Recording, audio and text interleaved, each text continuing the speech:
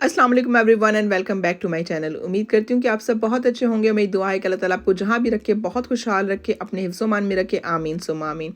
और अल्हम्दुलिल्लाह मैं भी बहुत अच्छी हूँ। सो जनाब, आज का जो टॉपिक है वो आपने देख ही लिया है। अब बहुत से लोगों ने मुझे लास्ट व्लॉग के बाद मैसेजेस किए कि भाई हमें please step by step guide कर दें कि कैसे वीज़ा खुद प्रोसेस करें अगर हम करना चाहते हैं, कितने पैसे लगेंगे, क्या स्टेप्स हैं उसके। तो मेरी पूरी कोशिश होगी जितनी सिंप्लीफाइड तरीके से मैं एक्सप्लेन कर सकूं इस व्लॉग में एक्सप्लेन करूं, ताकि आप में से अभी भी अगर लोग पाकिस्तान से इंडिया से अप्लाई करना चाह रहे हैं for September intake, for October intake या जनवरी इनटेक के लिए, तो खुद अपना वीज़ा प्रोसेस कर सकें। और इन रिटर्न आपने ये करना है कि अगर आपको ये व्लॉग अच्छा लगता है, आपको ये व्लॉग यूज़फुल लगता है, कुछ आप इससे नया सीखते हैं, तो आपने इस व्लॉग को लाइक, शेयर एंड कमेंट ज़रूर करना है। और अगर आपने मुझे सब्सक्राइब नहीं किया तो आपने मुझे सब्सक्राइब भी करना है। Thank you so much. And regarding the background of this vlog, you can totally ignore it because it's not important at all. जो मैं कंटेंट शेयर करने वाली हूँ, जो मैं इन्फॉर्मेशन शेयर करने वाली हूँ, दैट्स मोर इंपॉर्टेंट। सबसे पहला स्टेप है यूनिवर्सिटी में अप्लाई करने का। जब आपको जो यूनिवर्सिटी अच्छी लगती है आपने उसमें अप्लाई करना है। अप्लाई करने के लिए यहाँ पे दो बड़े इंटेक होते हैं, एक होता है सितंबर का, दूसरा होता है जनवरी का। नॉर्मली यही इंटेक ऑफर होते हैं। उसके अलावा अक्टूबर का और मई का जो इंटेक होता है वो कोई यूनिवर्सिटी ऑफर करती है।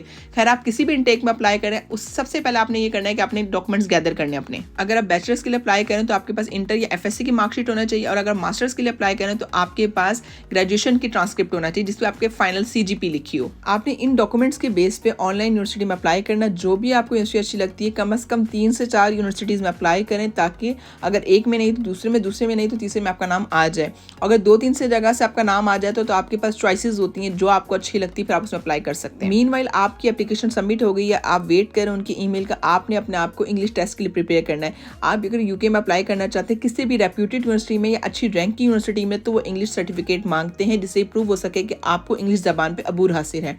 उसके लिए ज़्यादातर जो टेस्ट कॉमनली एक्सेप्ट होता है ना, वो टेफल होता है या आइल्स होता है। वैसे तो प्लेंटी ऑफ टेस्ट हैं, इसके अलावा भी बहुत से टेस्ट हैं। आप अपनी यूनिवर्सिटी की वेबसाइट पे चेक कर सकते हैं वो क्या एक्सेप्ट करते हैं, उसके अकॉर्डिंगली आप टेस्ट की तैयारी करें। और जनाब, यहाँ पे मैं आपको एक बात बताती चलूँ कि मुझसे बहुत से बच्चे पूछते हैं कि हम अकोमोडेशन कहाँ लें, यूके आ रहे हैं, फर्स्ट टाइम आ रहे हैं, किस पे ट्रस्ट करें, किस एजेंट से कॉन्टैक्ट करें। तो आपको एजेंट्स के पास जाने की ज़रूरत नहीं है, आप ऑनलाइन अप्लाई कर सकते हैं अपने मुल्क में बैठे बैठे।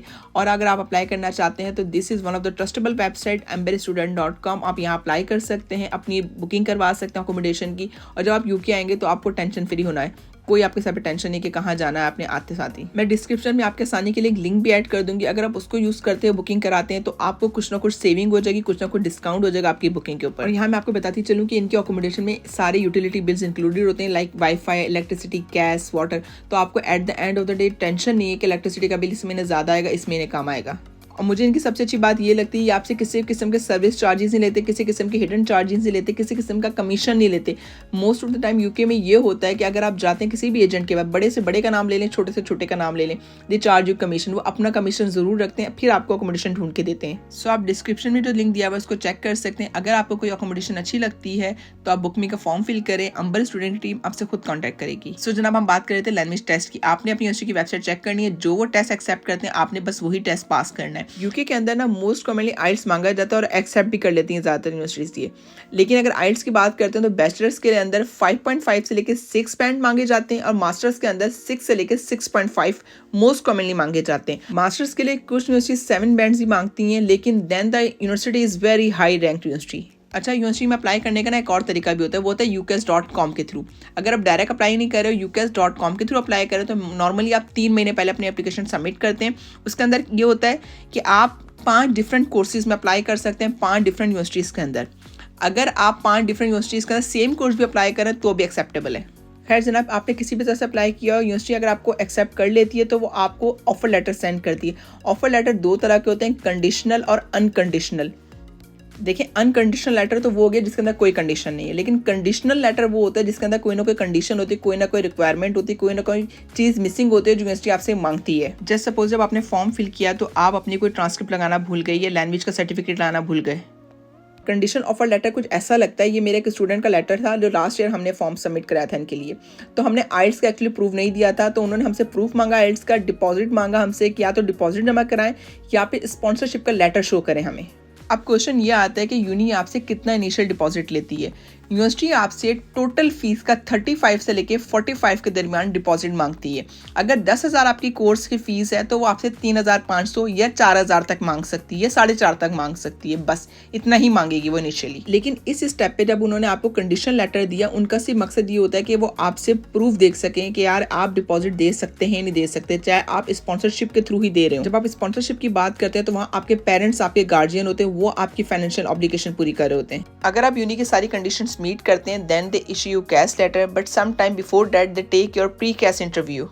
प्री कैश इंटरव्यू भी यूनी टू यूनी डिपेंड करता है, हर यूनी नहीं लेती है। ज्यादातर प्री कैश इंटरव्यू इसलिए जाता है कि यूनिवर्सिटी आपकी क्रेडिबिलिटी चेक करती है, आपकी लैंग्वेज पे कमांड चेक कर रही होती है, आपसे बस ये पूछती है कि भाई आप हमारे यहाँ क्यों अप्लाई करें, कहीं और क्यों नहीं अप्लाई करें, अपने मुल्क में क्यों नहीं पढ़ा, कौन आपको फाइनेंस कर रहा है, कैसे अपने लिविंग एक्सपेंसेस मैनेज करेंगे। आपने बस फुली कॉन्फिडेंट होकर जवाब देना होता है और वो आपको इससे ज्यादा कुछ नहीं कहते। एंड ट्रस्ट मी, अगर आप जेन्युइन होते हैं तो ज्यादातर बच्चे ये प्री कैश इंटरव्यू पास कर लेते हैं। आप अगर इस इंटरव्यू में पास हो जाते हैं then they issue you unconditional offer. अब अनकंडीशनल ऑफर में होता है कि आपके लेटर में साफ लिखा होता है कि आपको एज ए स्टूडेंट इस यूनिवर्सिटी ने एक्सेप्ट कर लिया है, इस कोर्स में एक्सेप्ट किया है, ये आपका स्टूडेंट नंबर है, स्टूडेंट आईडी नंबर है। इसके बाद आपका लिखा होता है टोटल अमाउंट, कितना आपकी कोर्स की फीस है, कितना आपने इनिशियल डिपॉजिट देना है। इसके साथ ही यूनी आपसे सारे डॉक्यूमेंट्स मांगती है, आपकी बैंक स्टेटमेंट मांगती है, आपसे इनिशियल डिपॉजिट मांगती है। कैश लेटर को लेने के लिए आपको इनिशियल डिपॉजिट सबमिट करवाना पड़ता है। इनिशियल डिपॉजिट सबमिट करने के अलावा आपको बैंक स्टेटमेंट शो करना पड़ती है, जिसके अंदर आपको ये प्रूफ करना पड़ता है कि आप अपनी फीस कैसे बाकी की भरेंगे और आप अपने लिविंग एक्सपेंसेस कैसे मैनेज करेंगे। जस्ट सपोज आपने डिपॉजिट सबमिट करा दिया, अब आपने जो बैंक स्टेटमेंट शो करनी है ना, वो आपको 28 डेज एटलीस्ट ओल्ड शो करनी है, जिसके अंदर आपका लिविंग एक्सपेंसेस और आपका डिपॉजिट का अमाउंट होगा। अगर आप बैचलर्स कर रहे हैं तो आपने 1 साल का ऑलरेडी डिपॉजिट दे दिया होगा, 1 साल की फीस प्लस लिविंग एक्सपेंसेस। अगर आप मास्टर्स कर रहे हैं, आपका डिपॉजिट के अमाउंट के अलावा remaining fees plus your living expenses, ये आपके बैंक के अंदर होने चाहिए, अदरवाइज आपको नहीं इशू होता cash letter.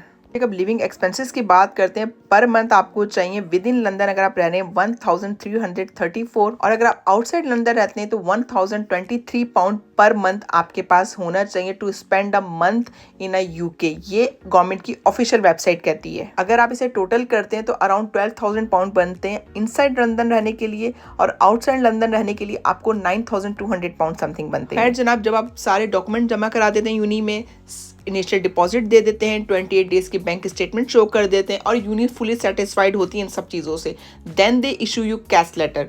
CAS letter is very important document, it's act like a sponsorship letter, और इसी के बेस पे आपको वीज़ा इशू होता है, क्योंकि कैश लेटर के ऊपर एक कैश नंबर लिखा होता है और वो A to Z आपका डेटा निकालने के लिए काफ़ी होता है होम ऑफिस को, तो वो कैश लेटर आपके लिए फिर बहुत इंपॉर्टेंट होता है।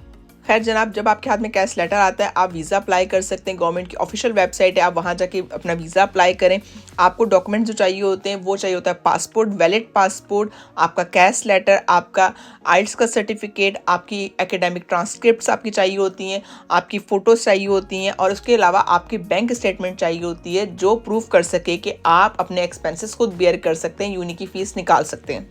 अच्छा जी, वीज़ा अप्लाई करने के लिए एक और रिक्वायरमेंट होती है, वो होती है टीबी टेस्ट की रिक्वायरमेंट। आपको वो टीबी टेस्ट हर हाल में करवाना होता है। पाकिस्तान में इसके डेजिग्नेटेड सेंटर बने हुए यूके के, आपने उनके सेंटर से ही करवाना होता है और उसका भी प्रूफ लगाना होता है कि आपका नेगेटिव आया है। इसी तरह अगर आप इंडिया से कराएं तो वहाँ पे भी इसके अपने डेजिग्नेटेड सेंटर बने हुए यूके के, वो आपका टेस्ट करते हैं और फिर आपको उसका प्रूफ लगाना होता है। And if I am not wrong, Pakistan में इसकी फीस है टीबी टेस्ट के अराउंड 11,000 समथिंग, और इंडिया में फीस है आई थिंक 2,500 या शायद आई थिंक 2,800। ये आप ऑफिशियल साइट से जाके एक दफ़ा चेक कर सकते हैं। अच्छा जी, इन सब डॉक्यूमेंट की बेस पे आपने अपना वीज़ा अप्लाई करना है, वीज़ा फीस पे करनी है, साथ आपने एक और फीस पे करनी है which is IHS fees. IHS fees is called immigration health surcharge.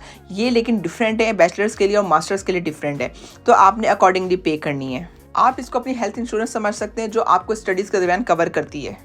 अच्छा जी, जब आप अपनी वीज़ा फीस भर देते हैं उसके बाद आता है आपका बायोमेट्रिक होने का सेक्शन। आपका बायोमेट्रिक होना ज़रूरी है, यूके में एक्चुअली सबका होता है बायोमेट्रिक, तो इसके लिए आपको ऑनलाइन अपॉइंटमेंट बुक करवाना पड़ती है VFS की वेबसाइट पे जाके। ये क्या होता है, यहाँ पे आप जाते हैं, अपनी अपॉइंटमेंट बुक कराते हैं, आपके नियर बाय सेंटर्स होते हैं यूके के अपने, वो आपको वहाँ बुलाते हैं, आपका बायोमेट्रिक करते हैं, आपके फिंगरप्रिंट्स ले रहे होते हैं, आपकी फोटोग्राफ ले रहे होते हैं, आपके सारे डॉक्यूमेंट्स चेक करते हैं, आपके डॉक्यूमेंट स्कैन करते हैं, देन उनको कंपाइल करके यूके भेजते हैं वीज़ा लगने के लिए। फिर वीज़ा लगता है या नहीं लगता वो एक अलग बात है। यूके की ऑफिशियल वेबसाइट कहती है कि विद इन 3 वीक हम डिसीजन दे देते हैं अगर आपका वीज़ा लग गया या नहीं लग गया। खैर जनाब, this was a normal and very straight forward process of applying UK study visa. आप चाहे खुद अप्लाई करें चाहे एजेंट से अप्लाई करें, it's totally up to you, लेकिन प्रोसेस यही है इसका। और जनाब आई होप कि आपको ब्लॉग अच्छा लगा, आपको स्टेप समझ आए हों, मैंने अच्छे से एक्सप्लेन किए हों। अगर आपको आज का ब्लॉग अच्छा लगा तो आपने कमेंट सेक्शन में अपनी राय ज़रूर देनी है। बाकी जनाब आज के ब्लॉग से इतना ही था, अगले ब्लॉग तक के लिए मुझे इजाज़त दें। इंशाल्लाह नेक्स्ट ब्लॉग में आपसे फिर मुलाकात होगी, तब तक अपना बहुत ख्याल रखेगा, मुझे दुआ में याद रखिएगा। टेक केयर, बाय बाय, अल्लाह हाफिज़।